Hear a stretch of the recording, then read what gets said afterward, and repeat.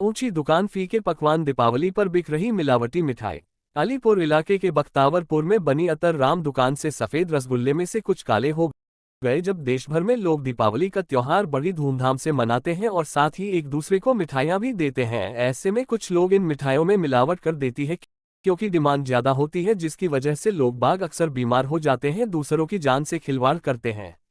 मामला बख्तावरपुर में बनी अतराम की दुकान का सामने आया, जिसमें कि एक ग्राहक मिठाई का डब्बा लेकर गया, जिसने कि उस मिठाई के डिब्बे को अपने चाचा को दे दिया, लेकिन घर में पूजा पाठ के बाद दीपावली बनाने लगे। लेकिन जब सुबह के समय उन्होंने उस डब्बे को खोला तो उसके सफेद रसगुल्ले में कुछ रसगुल्ले का रंग बदल गया और उसमें से बदबू भी आ रही थी। बाद में उसने अपने भतीजे से कहा कि यह रसगुल्ले किसकी दुकान से लेकर आया था, यह खराब है। तो ऐसे में दुकान पर वापस रसगुल्ला को दिखाने गया तो दुकानदार ने बताया कि ऐसा कुछ नहीं है, लेकिन रसगुल्ला में से बदबू आ रही थी, राग बदला हुआ है।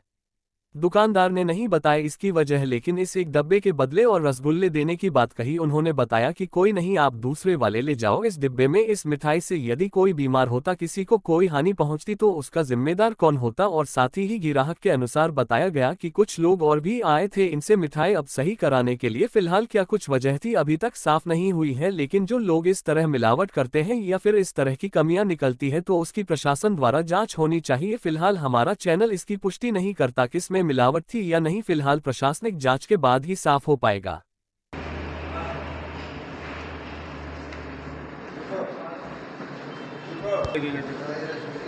ये कल शाम को लेकर गया था, सुबह भतीजा लेकर गया था।